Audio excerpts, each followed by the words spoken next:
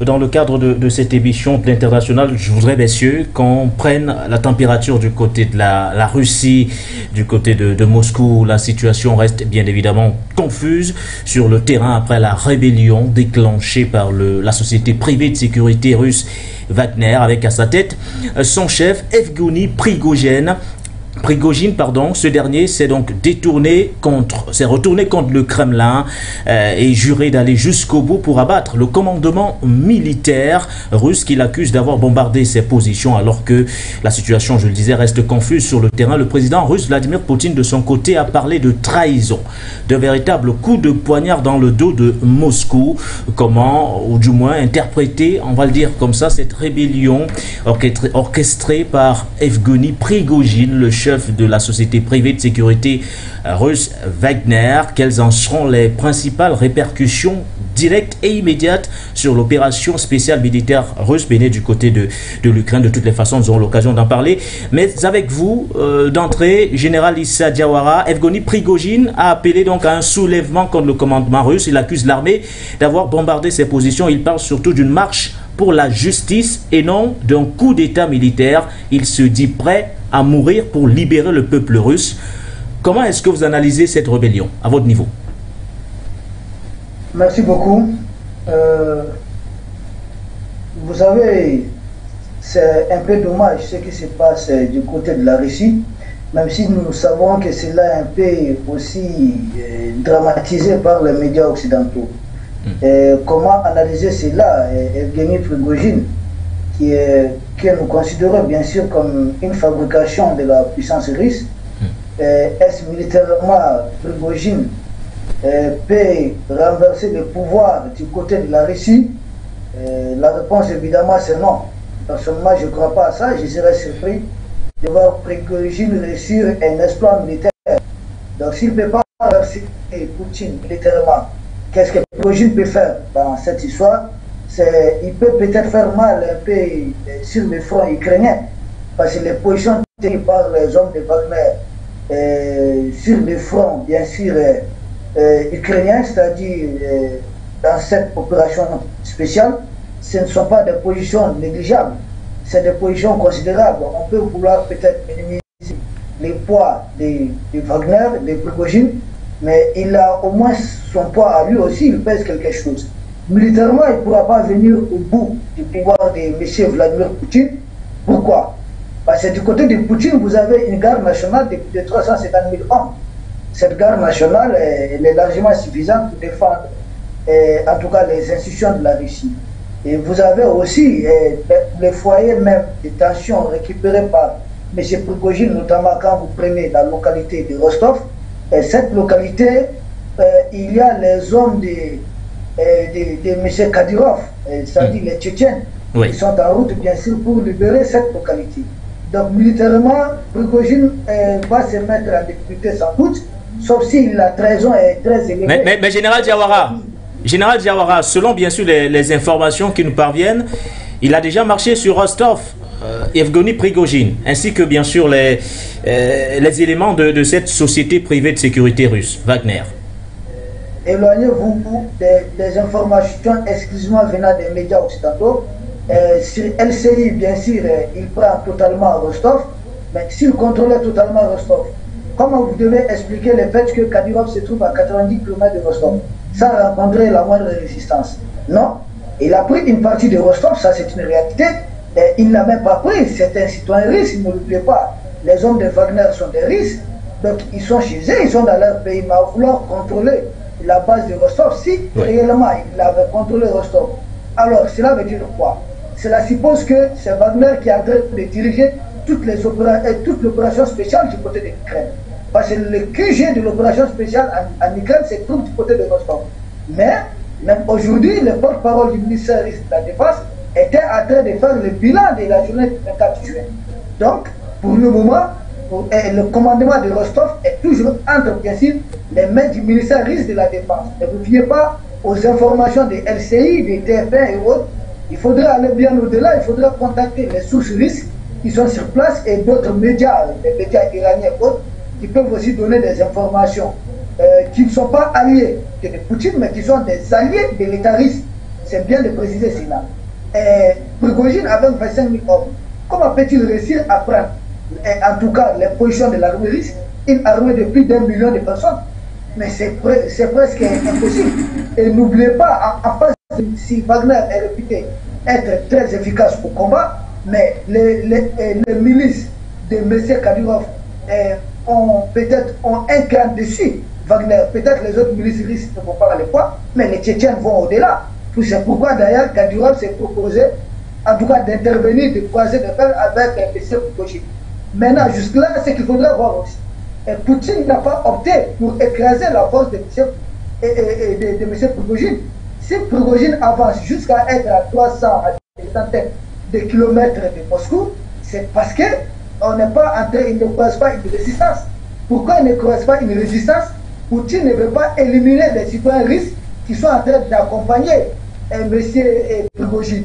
Et Poutine est en train de donner le temps à tous les commandants qui sont patriotes de se solidariser de cette aventure beaucoup plus osée de la part, bien sûr, de M.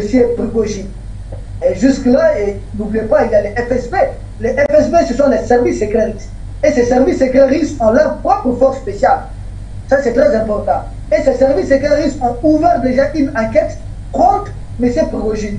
Et ce sont des services qui disposent suffisamment, c'est l'ancien KGB, qui disposent suffisamment de forces, bien sûr, pour protéger Moscou, qui contient la plupart, bien sûr, des institutions russes. Donc, sur le plan militaire, je pense que Prigojine aura du mal, bien sûr, à renverser les institutions russes. Maintenant, qu'est-ce qu'il peut faire? Il peut, bien sûr, son action doit avoir un impact sur ce qui se passe sur le terrain. Bien sûr, d'autres développent une autre analyse, que ça peut être aussi une mise en scène pour voir qui est, bien sûr, qui est du côté de l'ennemi, qui est prêt à trahir la patrie russe et qui est prêt peut-être à rester fidèle à M. bien sûr Poutine. Il y a beaucoup de stratagèmes, mais sur le plan militaire, je serais surpris de voir Prigojine renverser le pouvoir russe. Mais son action doit avoir des conséquences sur le front ukrainien. Et c'est là qu'il faut essayer de limiter les casses. Nous espérons que les hommes de Kadyrov vont bien sûr reprendre non seulement empêcher Prigojine sur le front interne de la Russie, mais reprendre toutes les positions bien sûr de Wagner le plus tôt possible. Et il ne faut pas exclure aussi, il y a M. Erdogan, le président de la Russie, qui s'est proposé, qui a proposé ses services, c'est-à-dire qui s'est proposé, en tout cas, être médiateur dans cette histoire. Ça veut dire quoi? On peut aboutir bien sûr à une solution pacifique, une solution négociée. Jusque-là, c'est ce que Poutine est en train de prôner, une solution négociée entre les partis russes et bien sûr pour repartir en force sur le front ukrainien. Je vous remercie. Docteur Sangou, comment comprendre cette énième tentative de menace de Moscou par le chef Prigojine de la société Wagner, lorsqu'on sait que ce n'est pas la première fois justement que celui-ci menace non seulement de lâcher les opérations russes du côté de l'Ukraine, mais aussi de s'ingérer totalement dans le pays russe afin d'affronter les forces régulières de ce côté-là. Oui, je pense qu'il faut partir d'un certain nombre de préalables techniques pour comprendre, n'est-ce pas, cet imbroglio qui se passe aujourd'hui du côté de la Russie. Pour dire que Wagner, du point de vue technique, c'est une société de sécurité. À peu près comme au Cameroun, où nous avons Africa Security, où nous avons des sociétés de gardiennage, etc. C'est une société de sécurité interne qui fonctionne parce que l'État, qui est le gouvernement russe, lui a donné l'étiquette de légitimité, l'autorisation de fonctionner. Donc, on ne peut pas au même titre mettre cette société Wagner sur une même table que le gouvernement russe ou alors les services militaires, les forces de sécurité et de défense de la Russie. Oui. Ce serait une hérésie. Maintenant, comment comprendre donc ce titan entre ces deux forces militaires aujourd'hui du côté de la Russie? Je pense qu'il faut partir, n'est-ce pas, ici, de deux hypothèses. De l'hypothèse du duel et de l'hypothèse du duo. Je vais commencer par l'hypothèse du duel. L'hypothèse du duel, parce qu'en réalité, nous avons vu que depuis un certain temps, cette force de sécurité Wagner a évolué en phase avec le gouvernement, les services de défense et de sécurité de la Russie. Que ce soit sur le plan externe, en Afrique, on a vu comment les services, n'est-ce pas, de cette société-là ont été à côté de certains gouvernements africains qui étaient jusqu'ici en difficulté contre le terrorisme. Et on a vu que leur force, leur action portait. Et cette action-là coïncidait avec également les forces de services et de défense de la Russie qui sont également présentes en Afrique pour aider les pays africains à faire face au terrorisme. On a vu que jusque-là, ces deux entités-là fonctionnaient en duo. En duo davantage dans le cadre de la crise ukrainienne. Jusque-là, parce qu'on a vu que ce soit les forces militaires de défense de la Russie, que ce soit Wagner, les deux sont sur le terrain en Ukraine pour combattre contre cette fameuse crise ukrainienne. Donc, on voit jusque-là que du point de vue, n'est-ce pas ici, technique et du point de vue de la légitimité, ces deux forces-là ont évolué jusqu'à ce niveau en duo, c'est-à-dire en phase. Maintenant, d'où vient l'hypothèse du duel? D'où vient-il donc que ces deux entités-là qui ont évolué jusqu'ici en duo, qui ont évolué, n'est-ce pas ici, jusqu'ici en phase, adviennent au Mans? Ou du moins, comment comprendre que cette société de sécurité interne, n'est-ce pas, Wagner, monte aujourd'hui contre le gouvernement russe qui lui a donné l'autorisation de fonctionner. Il faut partir, n'est-ce pas, d'un certain nombre de préalables pour dire qu'il y a deux hypothèses. Soit le chef de Wagner a entre-temps nourri des ambitions politiques, c'est-à-dire il est en train de vouloir glisser, n'est-ce pas, du stade de ses fonctions de sécurité interne pour nourrir des ambitions politiques, ce qui est de son droit. Soit aujourd'hui, il est en train d'être instrumentalisé par la communauté internationale qui voudrait, n'est-ce pas, davantage mettre en difficulté le gouvernement de la Russie dans cette guerre russo-ukrainienne. Parce que l'enjeu, oui, peut-être avant que vous ne puissiez poursuivre, justement, le président russe Vladimir Poutine, lors de sa première sortie ce matin, affirmait qu'il s'agissait d'ambition personnelle et d'ambition démesurée. Alors, on se retrouve peut-être à un niveau où Prigojine, après ses multiples chantages, n'arrive pas à se retrouver avec la part du gâteau qui lui a été réservée, si on peut appeler ça ainsi, peut-être du côté de l'Ukraine, ou alors une certaine place même au sein du gouvernement russe. Vous voyez que mes deux hypothèses peuvent être vérifiées et vérifiables. Oui. Lorsque je parle d'ambition politique, ça veut dire qu'en réalité, ce chef de Wagner-là a compris aujourd'hui qu'il a déjà suffisamment de puissance, suffisamment de force, il a déjà assez de personnes qui sont derrière lui. Alors là, il peut déjà passer du stade, n'est-ce pas, de ses fonctions de sécurité pour nourrir des ambitions politiques. Ce qui peut, n'est-ce pas, ici expliquer cet antagonisme sur le terrain.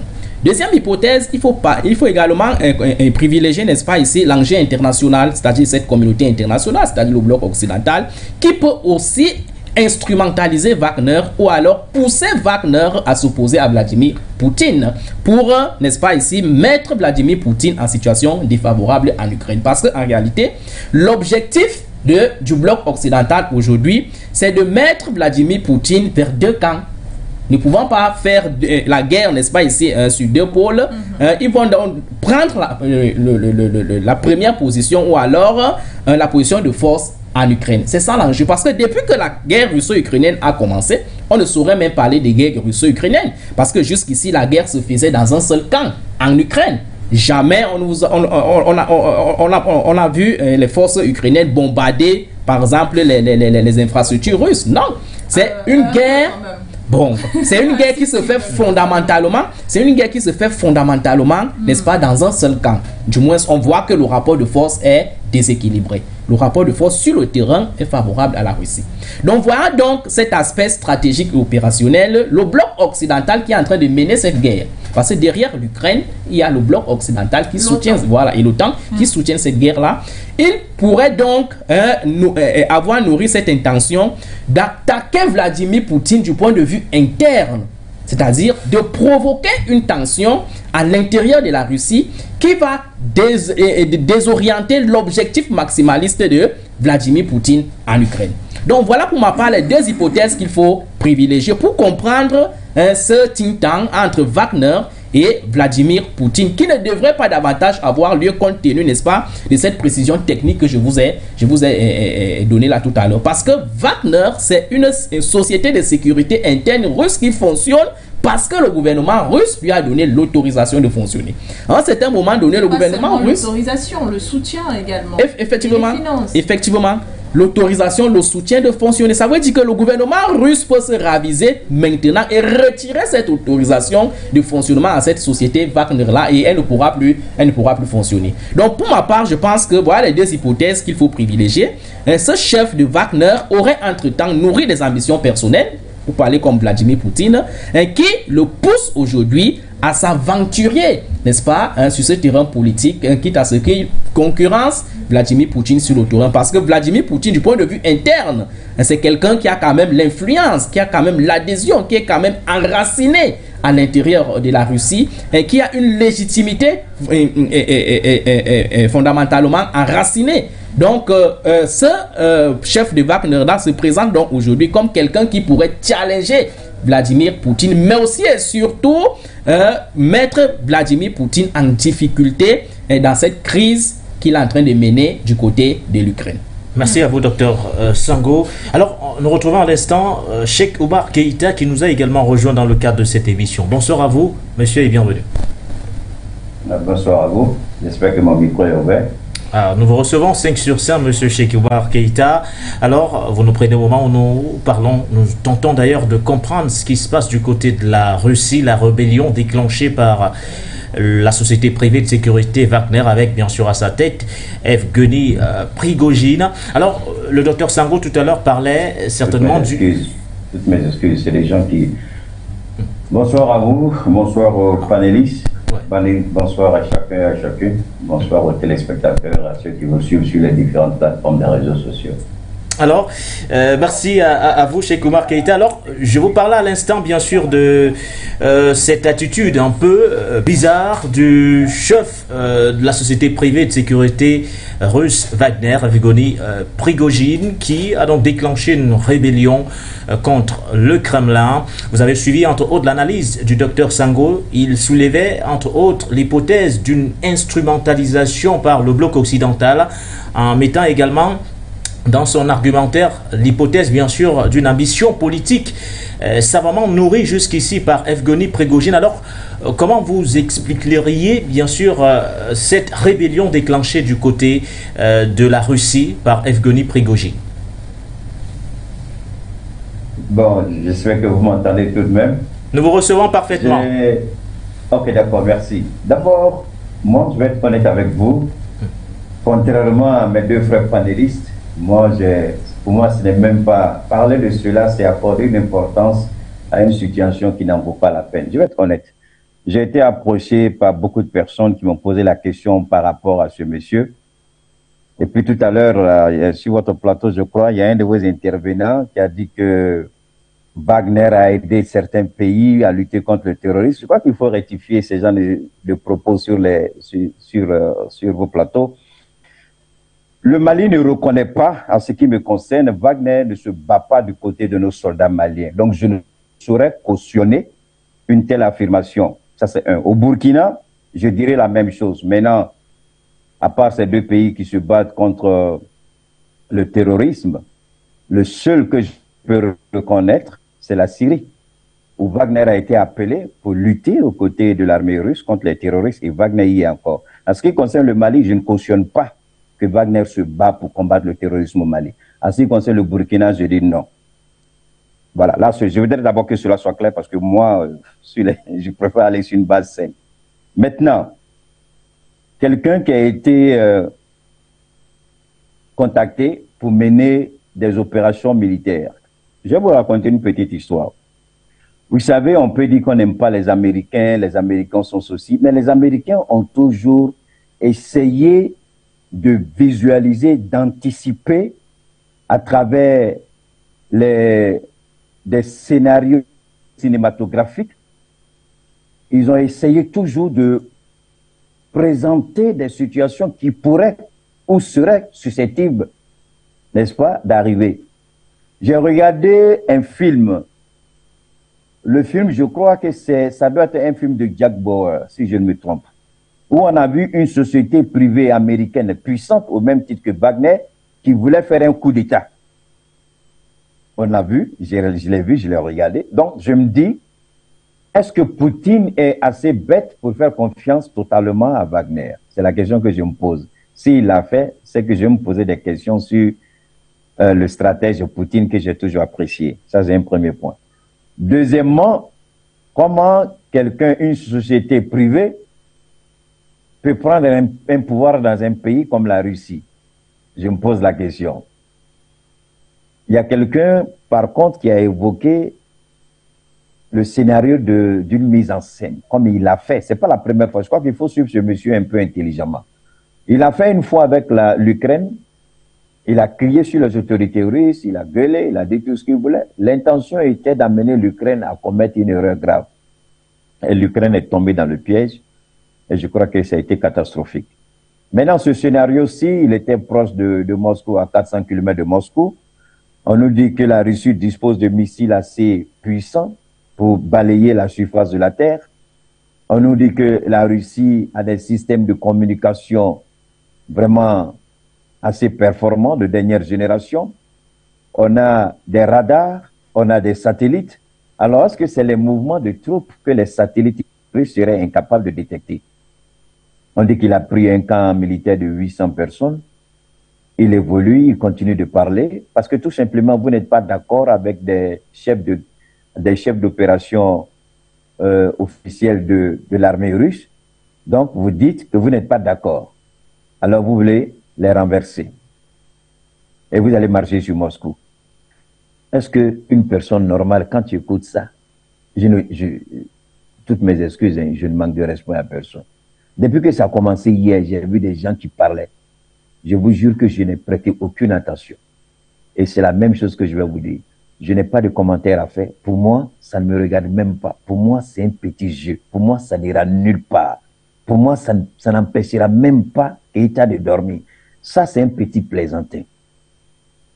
On ne peut pas prétendre que l'armée russe est l'une des armées les plus puissantes au monde. Et puis, un ancien collaborateur se lève. Oui, c'est vrai, il peut être manipulé par l'OTAN.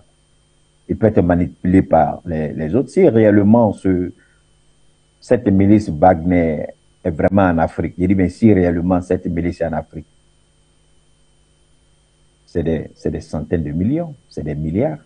Alors, se révolter contre la Russie, ça veut dire que tourner le dos à tous les avoirs qu'il a en Russie, alors qu'il sait que dans d'autres pays, il n'a pas les moyens de financer sa guerre, il ne peut pas avoir d'avoir de compte actif ni dans l'espace Schengen, ni en Angleterre, ni aux États-Unis. Alors, où est-ce qu'il aura ses actifs? Posez-vous la question. Il aura l'argent pour financer cette opération là-haut.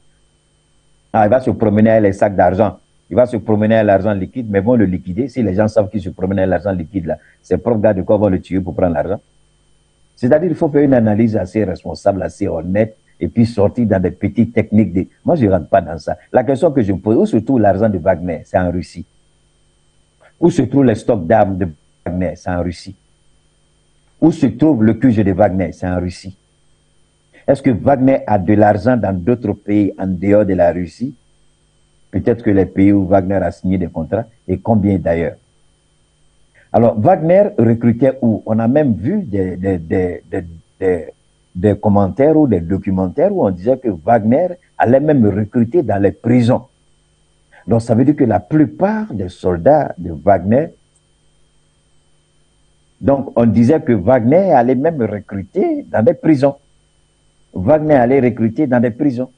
Alors, donc, je regarde une armée qui a à peu près, je ne dirais pas 1 million, mais je prends un chiffre raisonnable de 500 000. Ah, attention, une armée qui a même 100 000. Et puis je vois 25 000 personnes dont les stocks de munitions sont limités. Face à 100 000 militaires super formés, super aguerris, avec un stock de munitions illimité. Avec tous les moyens que vous pouvez disposer. Moyens technologiques, satellites, radars de surveillance. Alors que Wagner marche et ne sait même pas où aller. Et vous croyez réellement que ça en vaut la peine de perdre son temps? Oui. Quand vous regardez, si c'est vrai, si le scénario est vrai, oui, ça a choqué. Si je dis que ça ne m'a pas fait mal, peut-être que j'aurais menti, mais pas au point de perdre mon temps pour aller discuter là-dessus parce que ça n'en vaut pas la peine. Ce serait perdre le temps pour discuter d'un sujet qui est déjà clos. Dès l'instant, si le monsieur là est vraiment sincère, dès l'instant où il a décidé de s'attaquer à Moscou, il vient de signer son arrêt de mort. Soit il est malade, soit il sait qu'il a atteint d'une maladie où il ne s'en sortira pas, soit il sait que c'est fini pour lui parce que ce n'est pas possible, tu ne peux pas faire ça, c'est un suicide. C'est une mission suicidaire. Ce n'est pas le goût du pouvoir, on n'a qu'à être réaliste. C'est quel goût du pouvoir?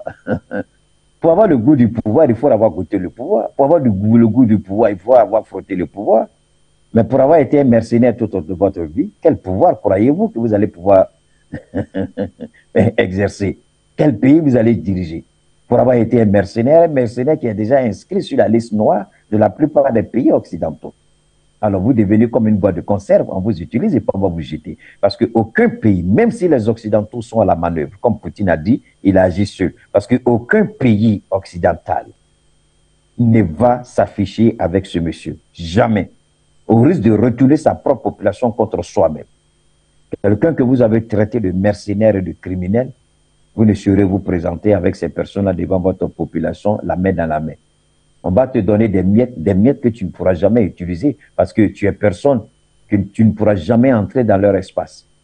On va te donner l'argent, tu vas aller manger où? Si tu ne vas pas chez eux, tu vas aller chez les amis de Poutine. Est-ce que les amis de Poutine vont te laisser entrer chez eux? Donc tu vas errer seul dans la nature, dans la brousse, comme on a vu avec Bob Denard, qui est mort de façon pitoyable, comme on a vu avec Pablo Escobar, qui a été tué de façon pitoyable, comme on a vu avec plein d'autres mercenaires. On a vu avec le Mozambicain, le gars qui est mort, ce rebelle là, qui est mort, j'oublie son nom.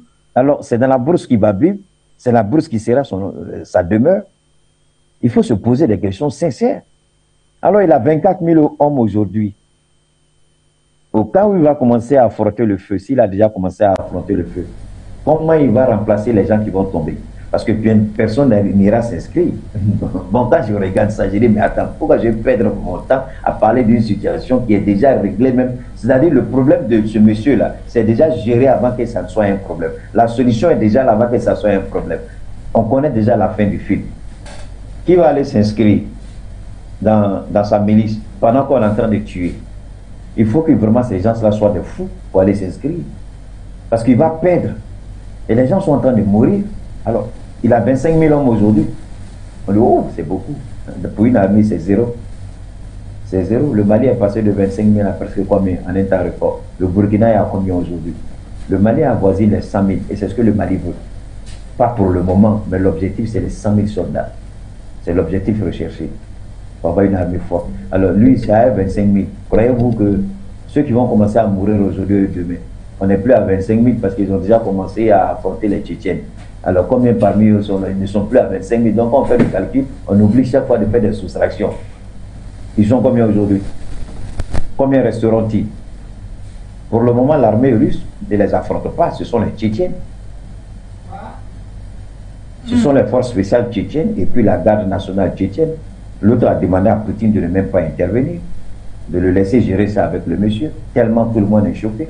Si réellement il est atteint par la folie de grandeur, on dit qu'on ne récolte que ce qu'on a semé.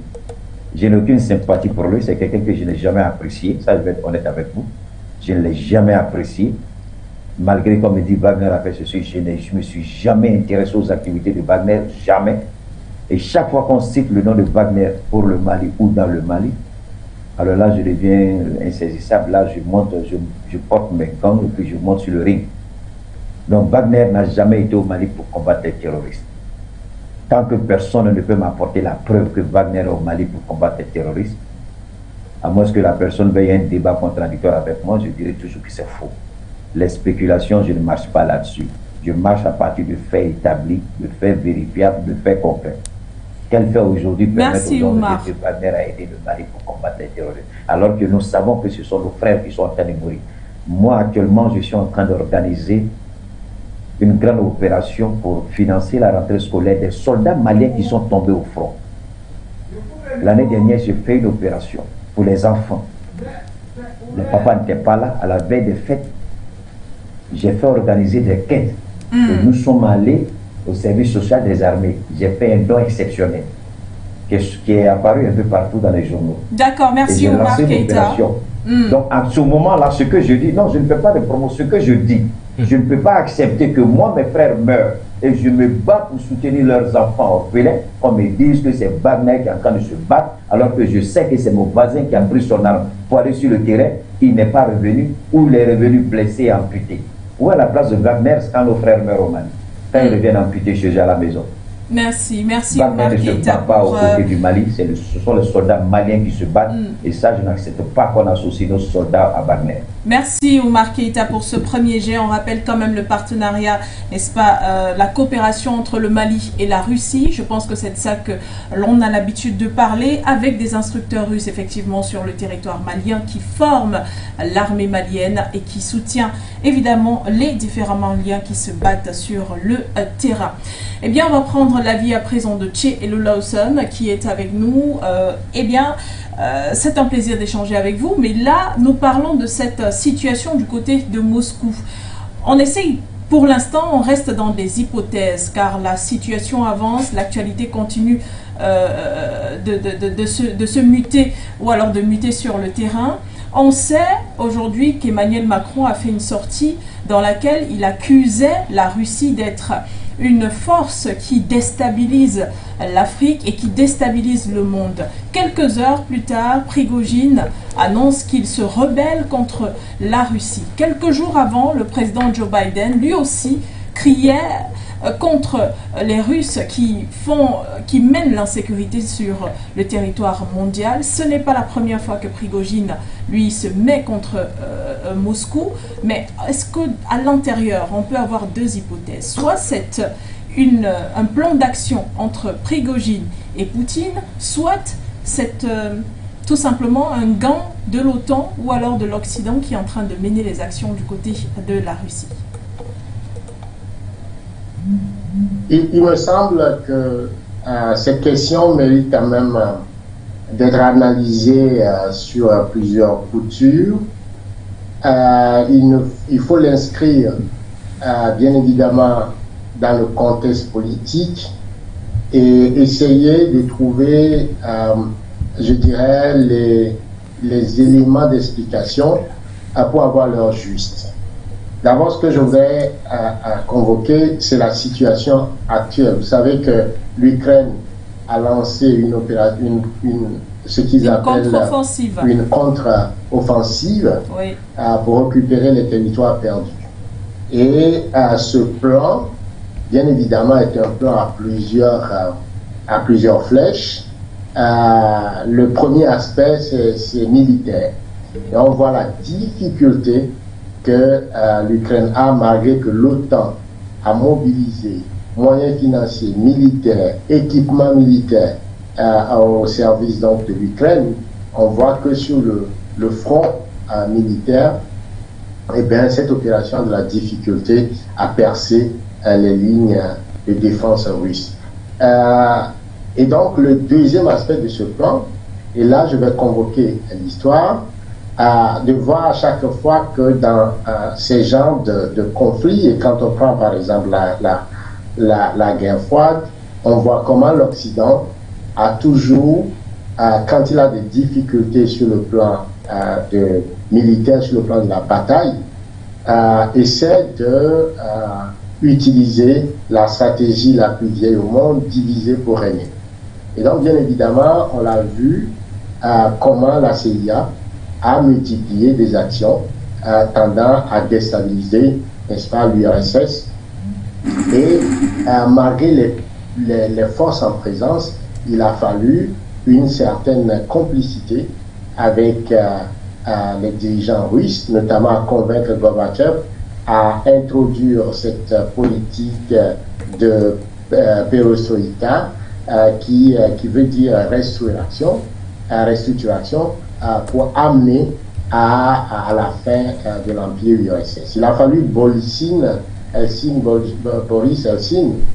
pour acter, n'est-ce pas, la fin de l'URSS. Donc, quelque part, vous comprendrez que dans ce genre de guerre, on passe par tous les moyens pour utiliser les services de renseignement. Et le cas le plus épatant récemment a été la destruction du gazoduc Nord Stream. Et on sait que c'est les services de renseignement britanniques et américains qui sont derrière ce sabotage. Donc c'est tout à fait évident que Wagner, qui est devenu une obsession, névrotique des Occidentaux. Combien de fois le président Macron n'a pas répété Wagner, Wagner, Wagner, voyez? Et donc à un moment donné, face à la difficulté, on s'est dit, ben, si on arrive à retourner Wagner, peut-être que ça nous aiderait à créer une certaine division au niveau de l'armada russe et affaiblir la Russie. C'est ça l'objectif en réalité. Et cet objectif ne fait que se déplacer, puisqu'au départ, ben, c'est utiliser l'Ukraine, comme l'a dit Brzezinski, utiliser l'Ukraine comme un tournoi pour affaiblir la Russie. Et une fois que la Russie est affaiblie, on ira endiguer la Chine qui menace l'hégémonie occidentale, l'hégémonie américaine.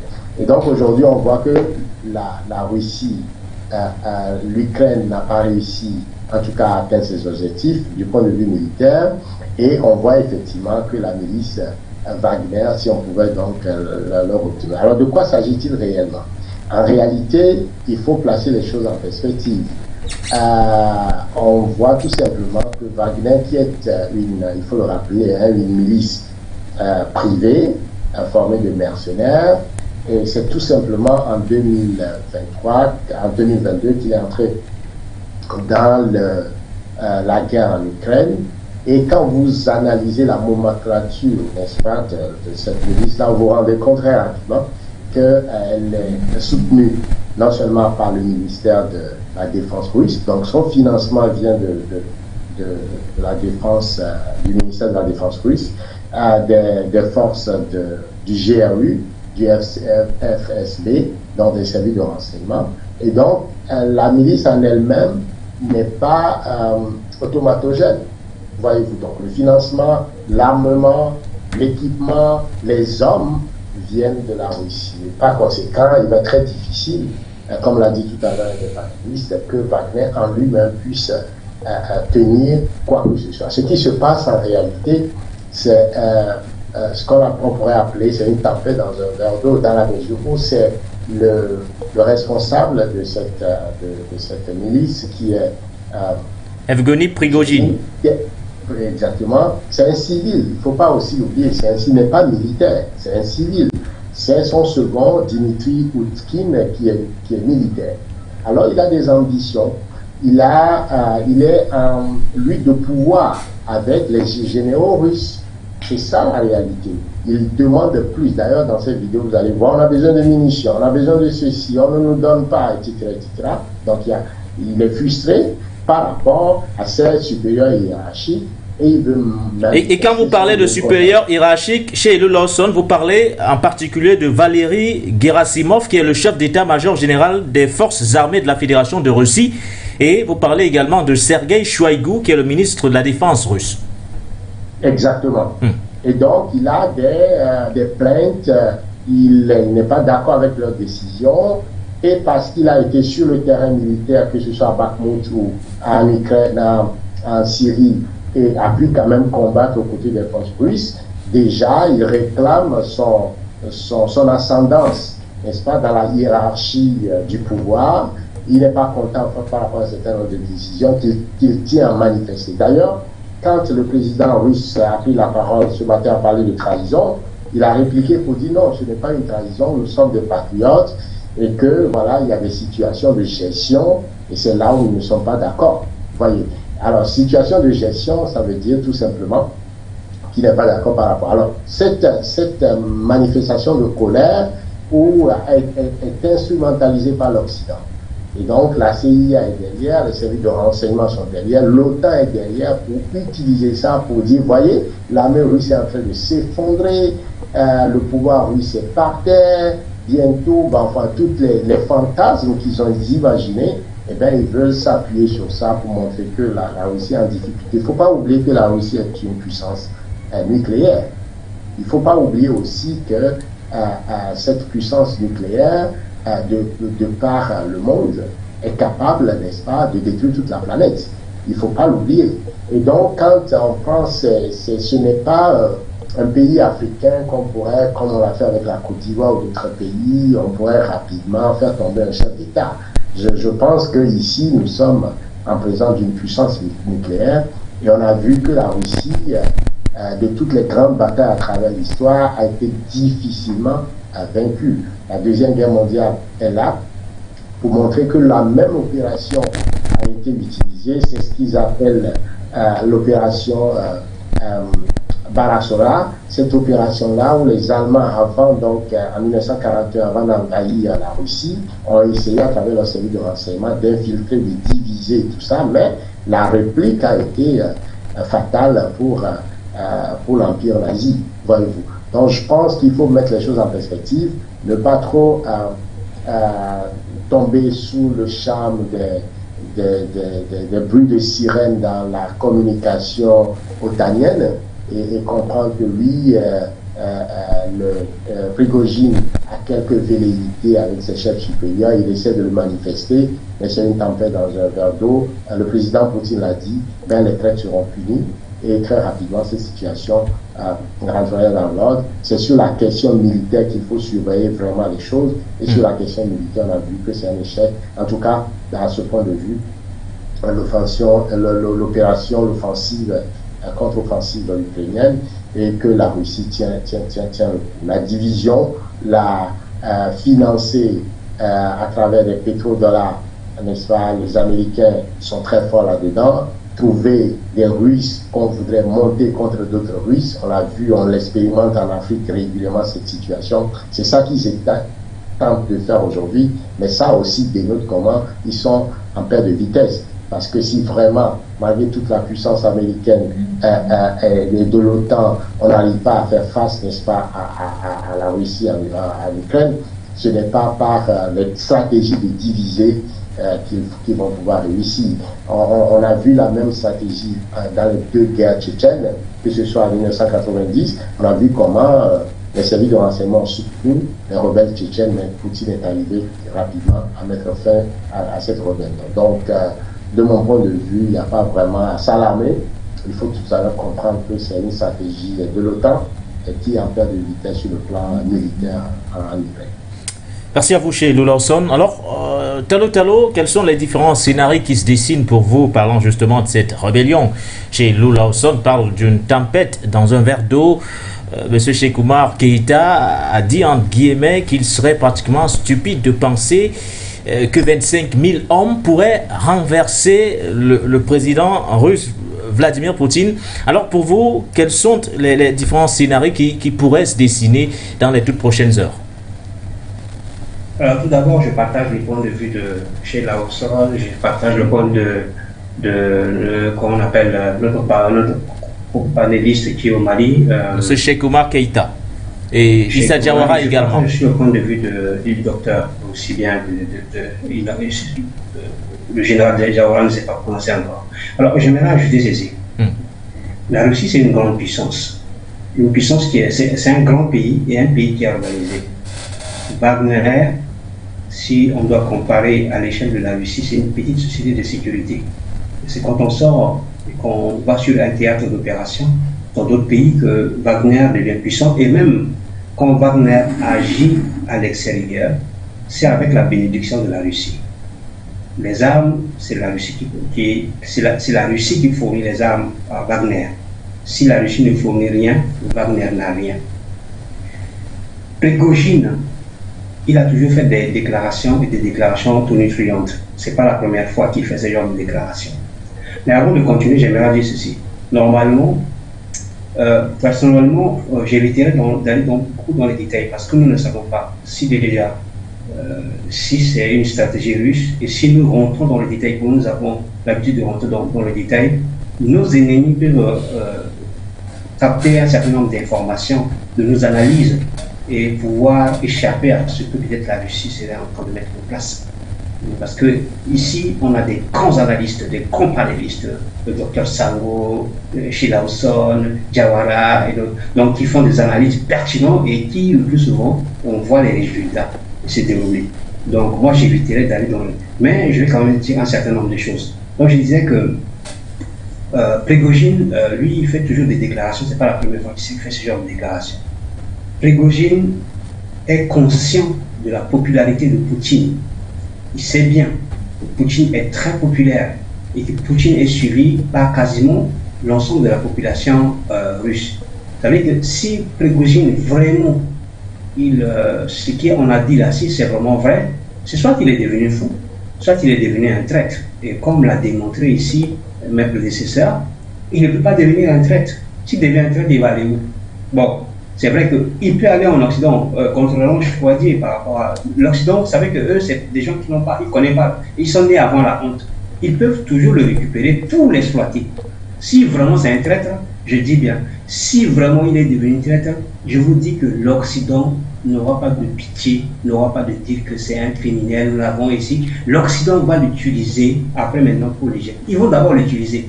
Non, parce qu'il ne faut pas dire que, excusez-moi de dire, moi je dis, voilà, la population occidentale ne pense pas très différemment de leurs dirigeants. Parce que ces dirigeants des Occidentaux sont des gens qu'on prend parmi la population. Ce n'est pas parce que Macron est devenu président qu'il est devenu ce qu'il est devenu. Non, Macron avait déjà ces pensées-là. Quand il était en train de faire partie de la population, il n'était pas connu. Il faut peut-être essayer Talo. Monsieur Talo, Monsieur Talo, peut-être essayer de dissocier le peuple de ses dirigeants. C'est ce qu'on fait en Afrique. Hein. Oui, c'est ça. Mais pour le cas, je partage mon expérience que en Occident, la pensée des Occidentaux, c'est pas très différent de la pensée de la population. Bon, je continue. Cette situation que Prigojine dit, il dit que sa position a été attaquée par le ministre de la Défense. Nous avons déjà eu un précédent en Syrie où Prigojine avait aussi déjà dénoncé en disant que c'était l'actuel ministre de la Défense qui avait, quand les Américains avaient demandé, ils voulaient faire une intervention, ils avaient demandé est-ce qu'il y avait des Russes là, il a dit que non, et qu'on a bombardé les gens de Prigojine. Alors je dis ceci, vous vous imaginez que, voyons ce qui s'est passé en Russie, en Syrie, c'est-à-dire qu'une mésentente entre Prigojine et l'actuel ministre de la Défense. Sergei Shoigu. Si vraiment Poutine, le président Poutine, avait perdu confiance ou avait un peu de doute par rapport soit à Prigojine, c'est-à-dire que c'est quelqu'un qui n'est pas contrôlable, qui pourra lui causer une situation terrible dans le futur. Vous pensez vraiment que Poutine allait lui faire confiance pour dire que maintenant, viens, je vais quand même te financer, je vais te donner des armes, tu vas combattre pour la nation, combattre les Occidentaux en Ukraine, parce que nous savons bien que c'est la guerre entre les Occidentaux et les Russes, mais en utilisant l'Ukraine. Est-ce que vous pensez que Poutine allait vraiment prendre celui qui considère comme étant un fou pour dire va encore faire ça, ou alors que Poutine va dire je vais quand même le faire travailler encore ensemble, c'est-à-dire prendre Prigojine d'un côté, prendre le ministre de la Défense de l'autre côté et dire maintenant vous allez encore le travailler ensemble, tout en sachant que ça va un jour éclater et que c'est lui qui sera devant la scène. C'est-à-dire que si ça éclate, c'est la politique de Poutine, c'est la vision de Poutine, c'est ça qui va capoter parce que dans son équipe ou dans son équipe, bon, alors il y a l'équipe d'abord gouvernementale où le ministre de la Défense fait partie et il y a aussi cette société paramilitaire dont Prigojine est à la tête. Il va les mettre ensemble et donc travailler ensemble. Donc posons-nous ces questions. Je viens compléter à ce que mes prédécesseurs ont dit avant. Alors, vous voyez la déclaration déjà dans la déclaration. Prigojine, il dit, bon, ses positions ont été attaquées. Le ministre de la Défense dit, nous n'avons pas attaqué. Ce qu'il dit, c'est faux. Vous allez voir, lire la déclaration qui est sur le site, la page Facebook de Russia Today. Moi, je l'ai lu aujourd'hui. Ensuite, vous voyez que il y a Poutine qui intervient, qui fait la déclaration, et qui, vous lisez la déclaration, vous voulez bien que il a pris une position ferme pour dire que les auteurs seront condamnés, mais sa déclaration, c'est une déclaration quand même, il a prononcé un discours du père de la nation. Hein? Il a essayé de... Si vous lisez avec un esprit critique, vous voyez qu'il reste quand même conciliateur. Vous voyez que pour lui, en fait, on sent que ce n'est pas, il ne prend pas ça comme quelque chose d'une très grande envergure et qui n'est pas sous son contrôle. Mais là où nous devons faire attention, c'est quoi? C'est surtout comment les Occidentaux sont en train de traiter, de prendre l'affaire. Les Occidentaux, qui sont les champions dans la manipulation, l'opposition de deux frères, des frères ou des sœurs de la même famille, de division, pour pouvoir diviser, pour régner, eh bien, ils sont en train maintenant d'instrumentaliser, même quand ils savent que ce qu'ils vont dire, c'est du mensonge, ils vont quand même le dire. Alors, nous avons deux scénarios. Premièrement, ils utilisent la manipulation maintenant, même si Prigojine n'est pas de leur côté, mais ils vont mettre l'huile sur le feu, pousser, tout en sachant, parce que là, les Russes ont pris leurs précautions pour pouvoir expulser aussi les médias occidentaux, puisque les Occidentaux ont aussi fermé les médias russes en Europe, en Occident en particulier. Les Russes aussi ont fait la même chose. Du coup, l'information occidentale, ça arrive très difficilement là-bas chez eux. Alors, à qui est destinée l'information occidentale? C'est destiné au reste du monde et en particulier à l'Afrique. Et c'est là où nous devons faire très attention. L'information occidentale est destinée pour pouvoir montrer aux Africains en disant, voyez-vous, vous avez vu maintenant ce que vous avez fait à faire et vous allez voir qu'ils vont amplifier l'histoire de Wagner. Ils vont amplifier, ils ont multiplié Wagner.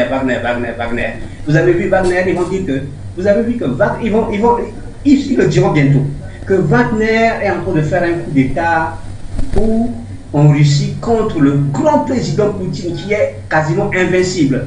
Il dit alors vous les chefs d'État africains, vous qui acceptez Wagner chez vous, c'est ça qui va vous attendre. Wagner va faire un coup d'État contre vous. Wagner, vous allez voir de la manipulation que nous n'avons jamais entendu va se mettre en place. Pourquoi? Pour faire en sorte que les chefs d'État africains qui ont peur ou qui n'ont pas compris ou qui ne savent pas qu'est-ce que c'est qu'un occidental, eh bien ils vont tomber dans le piège pour dire maintenant nous allons faire. Mais ce qu'ils disent, ils appellent Wagner, d'abord c'est des instructeurs russes, que ce soit en Centrafrique ou ailleurs. Et là, vous allez voir que la Centrafrique va occuper une place centrale dans ce débat qui est en train de se dérouler. Pour l'instant, vous allez voir qu'ils vont rentrer parce qu'ils disent que Wagner est patron de Centrafrique, il pille, il vole, c'est ça qu'ils répètent. Et ils vont encore amplifier pour dire que Wagner a fait un coup d'État, tentative de coup d'État raté en Russie, eh bien, il va se déporter du côté de Centrafrique, il va se déporter du côté du Mali, il va le faire, ils vont multiplier. Et c'est là où nous devons faire très attention et attirer l'attention de tous les Africains pour leur dire, préparez-vous à écouter ce genre de mensonge. Il y a le mensonge qui va se déverser pour pouvoir essayer de faire en sorte que, eh bien, c'est pas Wagner qui va attaquer parce qu'ils savent que c'est la Russie. Parce que même quand ceux qu'ils appellent Wagner en Centrafrique, qui donne les armes? C'est la Russie qui donne. C'est les armes que reçoivent les instructeurs qu'ils appellent les Wagner en Centrafrique, c'est la Russie qui équipe l'armée russe que nous appelons en Centrafrique et qui permet à cette armée russe-là de venir appuyer l'armée centrafricaine avec les Rwandais et les autres armées aussi qu'on ne cite pas, l'armée camerounaise, et qui font un excellent travail en Centrafrique pour pouvoir pacifier ce pays-là. Et parlant de la RCA, vous avez vu que l'agenda commence à se classer. C'est-à-dire que les choses qui se déroulent, même si moi je suis très loin, comme je l'ai expliqué ici, de dire que, eh bien, ils ont une influence par rapport à ça. Si vraiment Prigojine venait vraiment à accepter de jouer le jeu des Occidentaux, c'est qu'il est fou. Il est devenu traître. Mais je ne pense pas que quelqu'un aussi, qu'on le voit dans son manière de parler, on le sent mentalement indépendant, se laisser dire manipuler par les Occidentaux pour aller faire un coup d'État en Russie. Et ça veut dire qu'il est devenu non seulement un traître, mais un traître fou. Un traître fou. Parce que c'est quasiment impossible. Merci à vous, Talo. En 10 secondes pour chuter, Talo. Comment il va faire, comme on a dit, la Russie qui est une puissance nucléaire, qui a ces arsenals-là. Et ils savent que les troupes de Wagner sont dans une localité, dans cette ville-là. Si la Russie veut maintenant, Poutine veut maintenant les écraser tous. Mais c'est une histoire d'une seconde. Donc vous voyez que nous devons faire très attention à ce que nous disons et aussi de ne pas pousser les analyses pour ne pas donner des éléments de réponse à ceux qui nous écoutent, c'est-à-dire les Occidentaux, pour dire, comprendre peut-être si c'est un jeu du côté des Russes et dire que voilà. Donc laissons les choses, essayons maintenant surtout de dire aux Africains, faites attention. Faites très attention parce qu'il y a de la manipulation qui va se mettre en place. N'ayez pas peur. Le président Touadéra, n'ayez pas peur. Le président Assimi, le président, nous allons vous répéter, n'ayez pas peur. N'ayez pas peur. Merci à vous, Talo. Peut-être un mot de fin, Dr Sangwa, avant qu'on ne prenne la thématique sur le Mali, parlant justement du référendum constitutionnel. Un mot de fin sur ce sujet, autour notamment de cette rébellion déclenchée par le groupe de sociétés privées russe Wagner. Oui, je pense que ce serait une aventure périlleuse de la part du chef de Wagner de s'engager dans ce genre d'aventure parce que du point de vue technique et du point de vue du rapport de force, on a démontré ici qu'il ne peut pas atteindre ses objectifs si bien tel qu'il a les ambitions politiques. Parce que sur le plan pratique, on voit bel et bien qu'il dépend de la Russie. Et la Russie aujourd'hui est portée par un homme qui est Vladimir Poutine parce qu'il jouit de la légitimité du peuple de la Russie. Et lorsque je l'ai dit, je voudrais également évacuer quelques points de vue de certains companélistes qui ont été dit ici et dont je ne suis pas d'accord. Le compatriote de Issa Diawa du côté du Mali qui a eu à dire un certain nombre de choses. En réalité, Wagner ne peut pas être, n'est-ce pas ici, officialisé dans les gouvernements africains parce qu'en réalité Wagner est une milice privée. Wagner ne peut pas signer, n'est-ce pas, un contrat de manière officielle au même titre qu'un État africain peut le faire avec le gouvernement russe parce qu'il est il est une milice privée. Alors ses rapports avec les États africains ne peuvent que être des rapports officieux. Ça ne peut pas se faire de manière péremptoire et constatatoire. Ça, c'est de 1. De 2, on ne peut pas aussi aujourd'hui nier le fait que ce soit la communauté internationale qui serait en train d'instrumentaliser Wagner sous prétexte que le chef de Wagner est n'est pas un militaire, c'est un, comment on l'appelle, quelqu'un qui n'est un civil ou bien quelqu'un qui n'a pas suivi, n'est-ce pas, des formations militaires parce que demain après demain, cette communauté internationale ne pourra pas s'afficher avec une telle personne. Ce serait, n'est-ce pas, ici faire fi d'une mauvaise lecture de l'histoire. Ce serait, n'est-ce pas, ici méconnaître la communauté internationale dans ses différentes actions dans l'histoire. On sait bel et bien que cette communauté internationale, c'est en quelque sorte un chien. Et vous savez ce qui caractérise souvent le chien. Il y a deux choses qui caractérisent le chien. C'est sa manière de s'asseoir. Le chien ne change pas sa manière de s'asseoir. Et le chien, n'est-ce pas ici, mange ce qu'il a vomi. Donc on a vu dans l'histoire comment cette communauté internationale, d'accord, a rejeté quelqu'un, a criminalisé quelqu'un dans un pays, a présenté quelqu'un comme étant un criminel dans un pays, mais que demain, ce criminel-là redevient, n'est-ce pas, quelqu'un d'allié avec qui cette communauté internationale travaille. Donc, c'est également quelque chose qu'il faut prendre avec beaucoup de pincettes, où on privilégie l'instrumentalisation de la communauté internationale. Je voudrais en finir avec l'affirmation d'Emmanuel Macron, qui est en train de dire aujourd'hui que la Russie est une puissance de déstabilisation du continent africain. Je pense que lui-même, il est victime de ses propres turpitudes, parce que lorsqu'on fait la réelle politique, on voit bel et bien que partout où la Russie est intervenue pour combattre le terrorisme, contrairement à ces puissances occidentales, il y a une différence sur le terrain.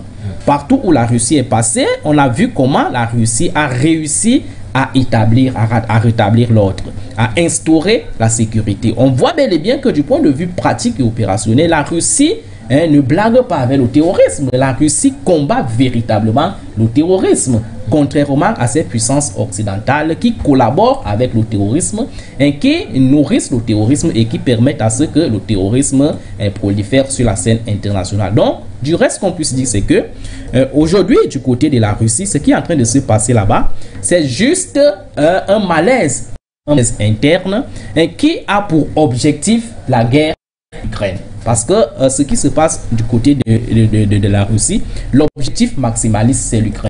La communauté internationale, qui est dans un rapport défavorable, veut attaquer, veut fragiliser Vladimir Poutine du point de vue interne pour